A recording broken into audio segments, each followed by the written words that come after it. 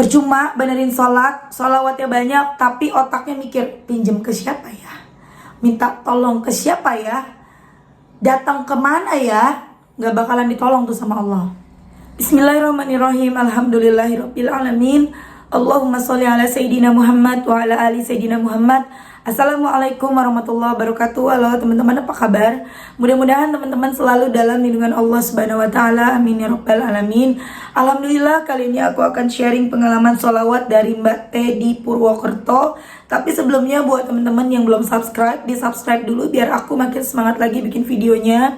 Dan buat teman-teman yang punya testimoni sholawat, langsung aja kirimkan testimoni teman-teman ke nomor ini. Buat teman-teman yang punya Instagram maupun TikTok, jangan lupa di follow Instagram dan TikTok aku. Nah, buat teman-teman yang belum punya buku ini, jangan pernah lelah ada nikmat di setiap sholawat. Harganya 55.000, insya Allah bisa bikin semangat teman-teman dalam bersholawat. Teman-teman bisa beli di Gramedia atau teman-teman bisa hubungin admin. Ada 100 tasbih digital untuk 100 orang pertama yang ikutan PO atau beli di admin. Oh iya teman-teman, gimana yang pada puasa? Semangat, mudah-mudahan puasa kita lancar, tarawihnya juga lancar, jangan sampai kita males tarawihan. Semangat selalu, tambahin sholawatnya, karena kalau di bulan puasa itu pahalanya berlipat-lipat. Yang biasanya kita pahalanya dapat 1, Allah kasih lebih. Mudah-mudahan kelak suatu hari nanti, di akhirat nanti, kita semua mendapatkan syafaat dari Rasulullah SAW. Amin. Nah, langsung aja aku bacain ya testimoninya. Jadi sebelum aku bacain, aku akan baca awal-awal Mbak T yang di Purwakarta ini ngubungin aku. Jadi awalnya Mbak T ini minta bantuan aku, teman-teman. Aku baca ya. Assalamualaikum, Allahumma sholli ala sayyidina Muhammad. Kak, saya mau berbagi cerita ke kakak. Saya tiap hari nonton YouTube Kak Mel dari Tegal. Saya pusing banget kak, masalah terus ada semenjak suamiku main game online. Jadi saya utang di mana-mana, motor juga kami gadai sehari lagi. Saya ditagih online, gimana ya kak? Saya mau kerja sama lapak saya juga biar saya yang ngolah. Kami butuh banget dana 15 juta buat bayar utang. Aku harus gimana? Keluarga nggak ada yang tahu. Kalau mereka pada tahu, yang ada aku disuruh cerai sama suami. Jadi aku bingung banget Kak Mel. Sholawat masih tiap hari aku lakukan, doa pelunas utang. Habis sholat aku lakukan, aku yakin Allah akan menolong lewat tangan Kak Mel. Mohon bantuannya Kak ke suami. Saya sekarang bingung banget. Saya nggak bisa bantu apa-apa. Mohon jawabannya. Terima kasih. Semoga Allah ngasih rezeki ke saya lewat aku. WA ke Kak Mel. Sebelumnya maaf menunggu waktu Kak Mel. Terima kasih. Wassalam. Nah, jadi ini mbaknya kirim nomor rekening suaminya ke aku. Dan aku sama sekali nggak bales ya teman-teman. Jadi gini teman-teman, aku kalau ada yang mbak minta tolong, aku minta bantuannya berapa aja. Mbak transfer, tolongin aku pinjem uang. Aku tidak akan jawab. Nggak mau. Biarin nih, bilang jahat biarin. Ya, yang pertama aku nggak bisa bantu. Ya, yang pertama aku nggak bisa bantu kalau minjemin uang, ngasih uang, ya aku nggak bisa bantu. Yang kedua, kalaupun aku bisa teman-teman, aku pun nggak akan membantu. Karena apa? Itu bukan cara yang benar.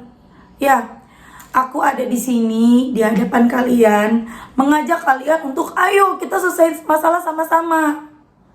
Seperti yang pernah aku lakukan dulu. Aku selesaiin masalah-masalah aku dengan membaca sholawat, dengan benerin sholat. Jadi aku ada di sini nggak salah ngomong. Yang tahu aku benar-benar adalah ya teman dekat aku, orang tua aku, adik aku, yang bagaimana benar-benar ngelihat aku gitu ya, yang dulu yang benar-benar masalahnya tuh bertubi-tubi. Ya masalah ekonomi, ya masalah sakit. Jadi semuanya tuh jadi satu teman-teman. Waktu itu aku masalah ekonomi, sakit juga ya, dan masalah-masalah lainnya banyak, itu numpuk jadi satu teman-teman. Jadi satu, bayangin. Alhamdulillah, udah sholawatan juga, tetap masih sholawatan, dan itu pertolongan Allah belum datang. Justru aku malah makin ditambahin masalah-masalahnya sama Allah. Cuma seperti yang teman-teman alamin, hati aku tenang. Walaupun aku punya masalah yang banyak. Itu puncak dari masalah-masalah aku tuh di tahun 2019. 2020 juga masih masalah, walaupun aku sudah ada di YouTube, tapi aku masih punya banyak masalah. 2019, 2020, di 2021 udah mulai ada angin segar, udah mendingan. 2022 alhamdulillah sudah seperti yang teman-teman lihat sekarang. Ya, jadi aku nggak mau bantu teman-teman. Jangan pernah memiliki jangan miliki mental pengemis. Kita punya Allah. Jangan suka mengemis belah kasihan orang lain. Jangan suka mengemis bantuan orang lain. Jangan suka mengemis, apalagi sampai ngemisnya minta-minta uang.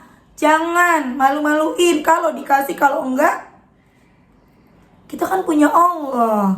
Minta dong sama Allah. Ya, gimana caranya? Ya benerin sholat, jalanin kewajiban kita. Kalau kita mau mendapatkan apa yang kita mau, benerin sholat. Ini sholatnya acak-acakan, minta ditolong sama Allah. Malu dong, ya. Benerin sholat, perbanyak sholawat, sabar. Allah lagi bersihin kita, lagi nyuci kita dari dosa-dosa kita. Kemudian Allah kasih deh satu persatu apa yang kita butuhkan, apa yang kita mau. Begitu. Aku sejak kecil sama adik-adik aku, kita ini hidupnya bukan orang yang kaya raya. Bahkan mungkin kalau dibilang kurang-kurang ya, ada hutang juga orang tua aku, tapi kita merasa cukup. Aku bangga banget sama mama dan ayah aku. Kita nggak pernah dididik sama mereka untuk menjadi seseorang yang memohon belas kasihan orang lain. Jadi di mata kita tuh nggak pernah yang, aku tuh baru sadar itu sekarang iya kita nggak pernah gini aku ngobrol sama adik aku. Jadi ketika aku punya saudara yang kaya, aku tuh nggak pernah, aku dan adik-adik aku ya, mama sama ayah aku tuh nggak pernah ngasih nasihat, nggak pernah nasehatin kamu nggak boleh begini, enggak. Tapi mencontohkan. Memang contoh itu lebih baik, lebih bagus, lebih cepat daripada kita ngomong. Mereka tuh mencontohkan untuk nggak pernah mentang-mentang misalnya om aku kaya, kita ngemis ke om, om kamu kaya, minta uang sama om kamu kaya tuh. Kakakku kaya nih misalnya, saudara kita kaya nih, coba kita datangnya ke sana, minta bantuannya ke sana. Jadi kayak ngelihat temen, temen gue jadi kaya nih, wah deketin temen untuk bisa kecipratan kayaknya. Datang ke keluarga, ke saudara untuk kecipratan, untuk dapat bantuan, enggak. Ya, jadi milikilah mental orang kaya teman-teman. Kalau teman-teman mau jadi orang kaya, mental orang kaya itu adalah mental yang enggak suka ngemis. Teman-teman, semua orang di dunia ini pasti pengen kaya ya. Kaya itu nggak salah kok, kaya itu nggak dosa. Kaya itu setidaknya kita nggak kesusahan ya. Kalau kita kaya kan anak-anak kita nggak susah, orang tua kita nggak susah. Kita pengen orang tua lagi butuh kita bisa bantu, anak kita lagi kepengen sesuatu kita bisa kasih, ya nggak? Emang tega ngelihat anak pengen beli baju bagus, bajunya udah bolong-bolong kita nggak mampu beliin? Emang kita tega seperti itu? Ya kan? Makanya caranya supaya kita bisa jadi orang kaya gimana? Miliki mental orang kaya. Jangan suka ngemis. Jangan suka mengemis belas kasihan orang lain. Jangan suka ngemis pertolongan dari orang lain. Apalagi udah kenal sholawat, mintanya sama Allah aja. Allah pasti ngasih. Allah yang maha kaya, pasti Allah ngasih. Tuh teman-teman, jadi kita tuh sekeluarga, adik-adik aku nggak pernah. Jadi ketika ngelihat apapun nggak silau, ngelihat ada orang yang rumahnya gede gitu, atau yang apa gitu ya, kita tuh nggak silau teman-teman. Karena orang tua aku tuh selalu ya biar bagaimanapun berusaha mencukupi.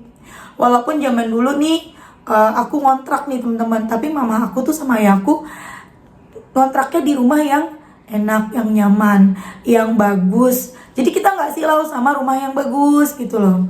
Terus kita tuh kenyang, kita mau makan apa aja tuh ada, dicukupin. Jadi ketika ngeliat ke rumah orang, ngelihat orang makan enak, kita biasa aja karena kita udah terbiasa. Atau pokoknya apapun itu kita nggak pernah sama orang tua diajarin untuk memiliki mental pengemis. Bahkan orang tuaku, maaf bukan ria, mama sama ayahku tuh mengajarkan untuk berbagi. Jadi kita nih, walaupun kita pada saat itu kondisinya bukan orang kaya, bukan orang yang mampu, tapi pengennya ngasih, pengennya berbagi apapun yang kita punya. Entah itu ngasih dalam bentuk makanan, entah itu ngasih dalam bentuk uang, seberapapun itu kita diajarin sama orang tua kita. Kita dicontohin ya, bukan diajarin, dicontohin untuk ngasih. Jadi teman-teman, itu tadi, walaupun kita susah nih ya, contohnya nih aku baca testimoni bentar ya. Jadi aku kasih contoh, misalnya nih teman-teman lagi kedatangan tamu, uangnya teman-teman tinggal misalnya 20.000, tinggal segitu-gitunya tuh. Kamu harus diistimewakan. Sedekah bukan hanya ke orang yang tidak mampu. Tamu kita, walaupun tamu kita nih misalnya orang berduit, orang kaya, jamu ya, muliakan tamu, berkah, nanti teman-teman bisa dapat rezeki lebih. Jamu tamunya semampu kita. Dari 20.000 itu kita bisa kasih apa? Apakah kita bisa beliin kue, atau kita bisa beliin gorengan, atau kita bisa jamu dia dengan minimal bikinin mie, indomie, kita kasih minum air putih misalnya yang dingin, kita bikin indomie, apapun itu, berikan yang terbaik.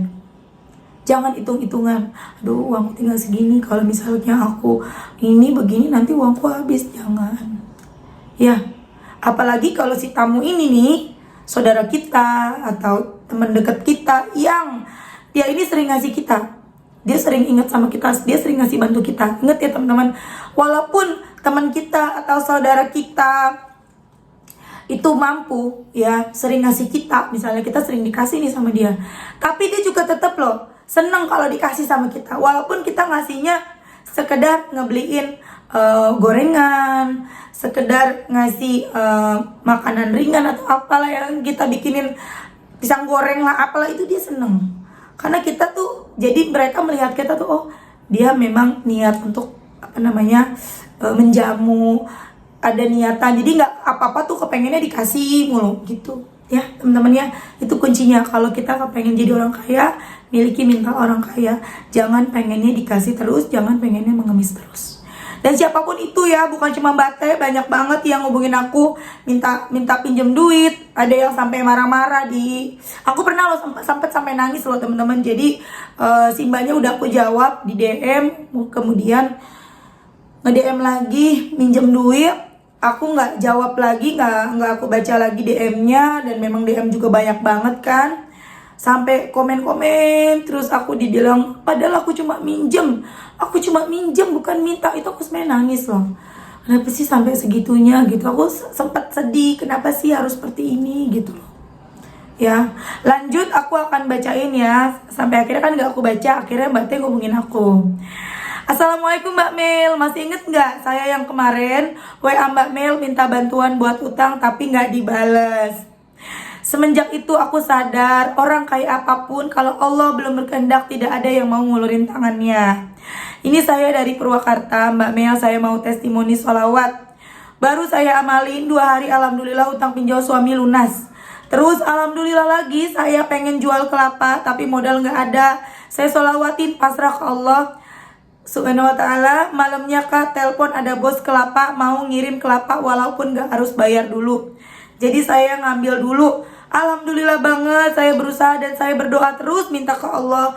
Karena Allah yang maha tahu yang dibutuhkan kita. Jadi maksa boleh tapi harus sabar karena Allah lebih tahu kebutuhan kita yang baik buat kita. Salawat terus walau kadang males, insya Allah nanti di akhirat dapat syafaat, amin. Kemudian aku tanya dengan Mbak siapa. Alhamdulillah, gimana ceritanya bisa lunas pinjolnya? Dengan Teh di Purwakarta, alhamdulillah. Allah Subhanahu wa ta'ala ngasih dengan gak disangka-sangka, ada yang transfer di ATM saya. Tapi sekarang saya masih ada masalah motor yang digadaikan suami. Keluarga saya belum tahu kalau motor itu digadein. Sekarang besok mau minjem lagi, saya bingung harus jawab apa. Semoga aja selesai masalah gadai motor, juga batas waktu sampai tanggal 2 sebesar 6 juta, belum ada uang sedikit pun, tapi aku yakin dengan pasrah sama Allah, minta sama Allah, pasti dikasih. Jangan lupa sholawat terus, insya Allah dapat berkah, segala masalah selesai. Makasih Mbak Mel atas motivasinya, saya nonton YouTube-nya terus jadi nambah semangat sholawat. Intinya ada masalah apapun kita sholawatin aja, pasrah dan yakin pertolongan Allah itu deket banget. Nah, kalau seandainya kemarin ya Mbak T dipinjemin ya, entah sama aku atau sama orang lain, dipinjemin duit nih misalnya, dikasih. Itu tidak membuat Mbak T jadi punya keyakinan yang kuat terhadap Allah. Mbak T tidak akan berubah, jadi nggak gampangin. Mbak T, bener Mbak T, jadi nggak gampangin. Tuh teman-teman, ya.